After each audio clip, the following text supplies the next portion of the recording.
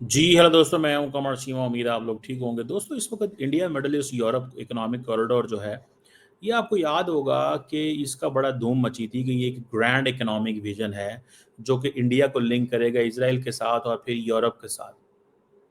जो गजा में situation develop हुई है या जो मिडल ईस्ट में ओवरऑल एक फुकदान पैदा हो रहा है, I thought we should talk on that. मेरे जहन में एक ये आइडिया आया कि where is India Middle East Europe economic corridor.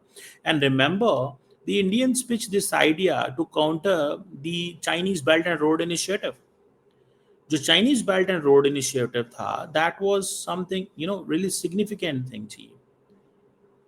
और इसमें अगर आप देखें कि ये जो इंडियंस चाहते थे, इंडियंस क्या चाहते थे कि यूरोप जो है वो हम एक कॉरिडोर बनाते हैं, उसमें यूरोप जो है वो अपना रोल प्ले करे, मिडल ईस्ट अपना रोल प्ले करे। और इंडिया समझता था कि we will be able to do this, we will be in a position कि हम एक पूरे का पूरा इस खित्ते को लिंक कर लेंगे और हमारी जो ट्रेड है वो दुनिया तक जाएगी और कारोबार और सारा। और इंडियन जितनी भी पोर्ट्स हैं वो कनेक्ट हो जाएंगी दुनिया के साथ, और यहाँ पे यूरोपियंस एंड अरब आएंगे और हमारी पोर्ट्स पे इन्वेस्टमेंट करेंगे और सारी की सारी सप्लाई चेन को हम सिक्योर करेंगे। So basically, India was an architect along with the United States, and Americans were backing this entire corridor. अब देखें, इंडिया अमेरिका के ताल्लुकात खराब हो गए, मिडल ईस्ट में इकोनॉमिक सिचुएशन जो है वो चेंज हो रही है। क्यों? कि अरब वर्ल्ड, जो हम सोच रहे थे कि ट्रंप आएगा, ट्रंप 2.0 जो है, that will bring Abraham accord 2.0। More Abraham accord 2.0 means कि जिस तरह यूएई इंडिया के ताल्लुकात अच्छे हैं, बिकॉज कि यूएई समझता, इंडिया समझता है कि यूएई ऐसा प्लेयर है जो अमेरिका के भी करीब है और इसराइल के भी करीब है। तो हमारा मुस्लिम वर्ल्ड के साथ एक नेचुरल प्लेयर हमें मिडल ईस्ट में मिल गया, and that is UAE. For some time ये लगता है कि इट्स ऑल स्टैंड स्टिल, ये सारी चीजें थोड़ी रुकी हुई नजर आ रही हैं। At the end of the day, जो अमेरिका का प्लान है कि हमें हर कीमत के अंदर इस रिलेशनशिप को बेहतर करना है। ठीक है, आपको याद होगा कि इंडियन लीडरशिप ने Greece, Italy, Spain and Portugal, इन तमाम मुल्कों के साथ अच्छे ताल्लुकात रखे, और इंडियन लीडरशिप वहां पे गई और वहां से लीडरशिप इंडिया आई। पिछले कुछ 1 2 3 सालों में आपको ये चीजें नजर आई होंगी जब इंडिया ने इस कॉरिडोर को मेच्योर करने की कोशिश की। अब that was a moment where India wanted to capitalize this entire corridor transformation and this economic potential जितनी भी है। ठीक है, लेकिन what has happened, all these actors in this entire region, they are each other's throat. They have, this entire corridor seems it got jeopardized because America जो है उसने terror war शुरू कर ली। अब इंडिया के साथ टेरर वॉर शुरू कर ली। मिसाल के तौर पे, I was looking, prime president Trump was talking the other day at the Fox News that putting 50% tariffs on India was difficult because it did damage India-America relations. Although Marco Rubio, another day in the Senate, when the new American ambassador for India was being confirmed, he told that in 21st century, the relationship with India is one of the most consequential and most important relation and transformational relation. ये और वो है, लेकिन on the contrary, the situation is very different. अब ये एक दूसरे को गले में पड़े हुए हैं। अब इंडिया बजाय इसके कि ये सोचेगा कि अब्राहम अकॉर्ड की वजह से यूएई को गले लगाने की जरूरत है, यूएई ये सोच रहा है कि मेरा अब्राहम अकॉर्ड में इजराइल के साथ क्या फ्यूचर होगा। बिकॉज ये कल समिट हो रही है जो वहां पे अरब वर्ल्ड के दोहा के अंदर, उसमें अगर आप देखें तो क्या फ्यूचर है, what is the future, future क्या है, what are they going to do, in fact क्या करेंगे ये सारे लोग? कुछ भी नहीं। ये अरब वर्ल्ड क्या कर सकती है? They can only take diplomatic stand. कल क्या ये कहेंगे कि हाँ हम यूएई उठ के कहेगा कि हम इजराइल के साथ अपने ताल्लुकात खत्म करते हैं या हम अपना एम्बेसडर बुलाते हैं? सवाल ही पैदा नहीं होता। The situation in Gaza where the West itself, the entire France, important partner of India, is going to recognise Palestine as a state. और जो कल फ्रांस और सऊदी अरब जो लेके आए थे बिल, उसको इंडिया ने सपोर्ट किया कि हाँ जी, there should be 2 state solution, जो कि इजराइल नहीं मानता। और जो ब्लड शेड और जो कुछ वहां पे हुआ है, अब मुझे ये बताएं, middle east itself at each others throat, बाकी की आप सिचुएशन देख लें। ठीक है, तो आप इसको इसको ये सारी सिचुएशन को जो है ना वो आप देख सकते हैं। You can look at that very carefully. ठीक है ना जी। मुझे ऐसे लगता है कि ये सारे का सारा जो सिचुएशन है ये आपके सामने है कि अब बजाय इसके कि ये एक डिप्लोमेटिक वार्मथ होती, इब्राहिम अकॉर्ड 2.0 होता, इंडिया अमेरिका ताल्लुकात बेहतर होते, it's getting everything, the tables have been turned. और हमास और इजराइल और ये जो फार राइट एक्सट्रीमिस्ट हैं, I find that there are people within Hamas who are far right extremists, and within Israel there are people who are far right extremists.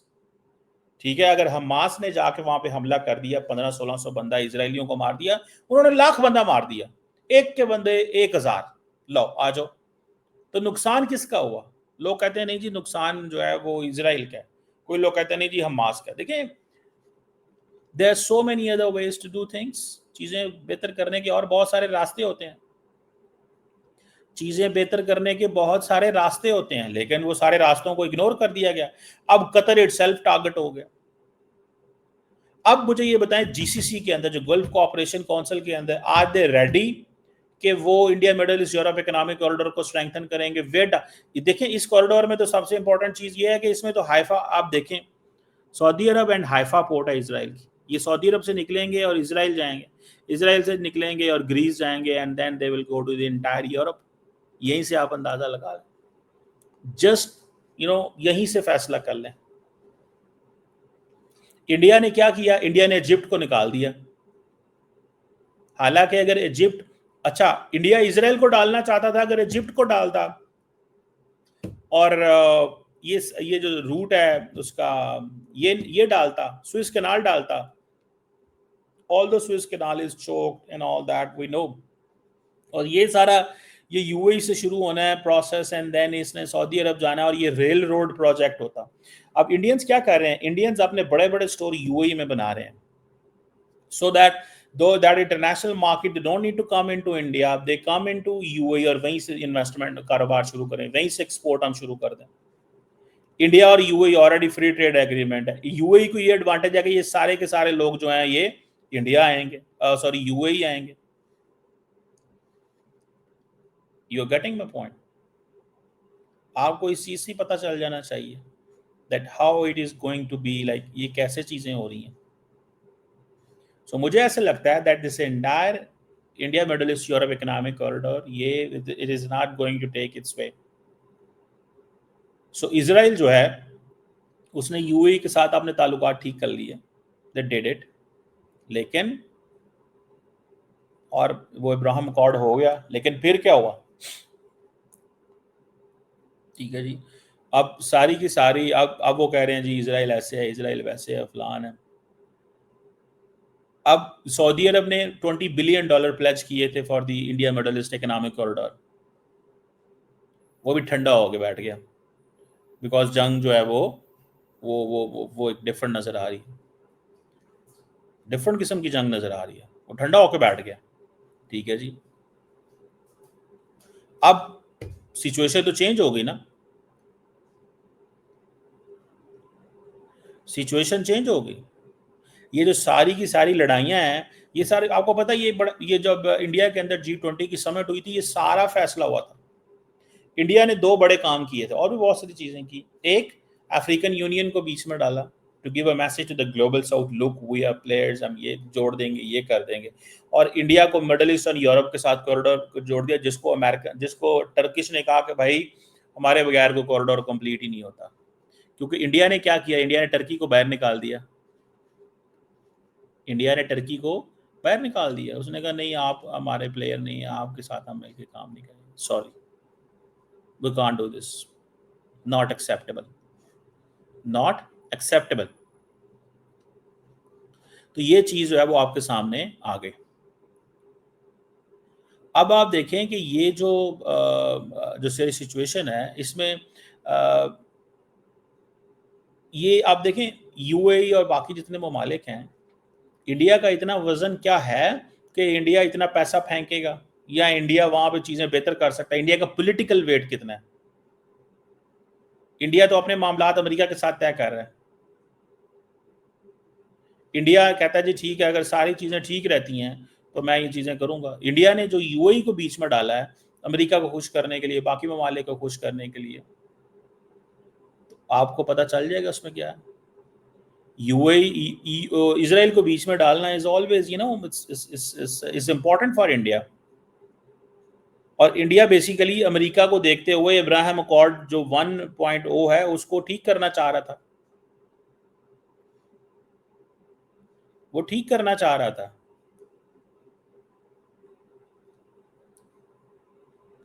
अब America क्या करेगा? America खामोश है,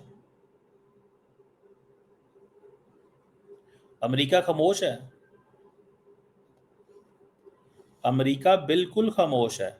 अमेरिका इसमें कोई बोल चाल नहीं रहा।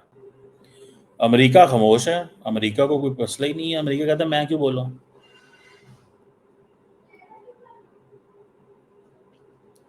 अमेरिका खामोश है। अमेरिका को ये है कि हमें क्या ज़रूरत है भाई, हमें क्या ज़रूरत है भाई इसमें घुसने की और करने की। और ट्रम्प जो है ना, और यूरोप भी फ्लिप फ्लॉप है। यूरोपियंस बड़े खुश हैं कि ग्रीस, इटली, फ्रांस, ये सारे जितने भी ईयू मेंबर्स हैं, पोर्चुगल, कि ये ठीक है, स्पेन, कि हमें हमें एडवांटेज है इस सारे से। लेकिन इन रियलिटी तो ये चीज़ें सामने आ रही हैं कि मुश्किल से मुश्किल होता जा रहा है।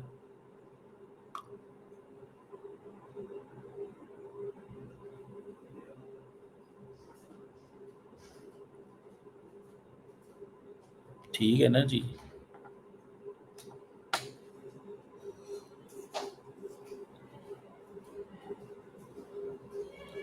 अब मैं तो जब इस सारी सिचुएशन को देख रहा हूँ तो मेरे मुझे नज़र आ रहा है कि वो जैसे कहते हैं ना कि वो रास्ता नहीं बन पा रहा। अच्छा, IMEC is important for everyone, एक बड़ा जियो इकोनॉमिक मूव है। लेकिन ये जो सारे के सारे ममालिक वो नहीं कहते हैं ना, क्या इंडिया को प्लान बी तैयार करेगा इसमें? क्योंकि इंडिया की जो अपनी स्ट्रेटेजिक ऑटोनॉमी की जो पॉलिसी है वो भी तो प्रॉब्लम बन गई है ना, वो भी तो प्रॉब्लम बन गई है ना, वो भी तो एक चीज़ है ना, उसको भी तो एक चीज़ नज़र आ रही है। उन्होंने कहा यार ये तो मुमकिन नहीं है। बहरहाल एक एक बड़ा चैलेंज है जो नज़र आ रहा है सबको। लेट्स सी कि India Middle East Europe corridor के अंदर क्या क्या, वो जैसे कहते हैं ना, सोल्यूशंस क्या है, सोल्यूशंस क्या क्या है इसमें, है क्या क्या। That is what is there, जो मैं देखना चाहता हूँ और मुझे समझ में आ रहा है। देखते हैं।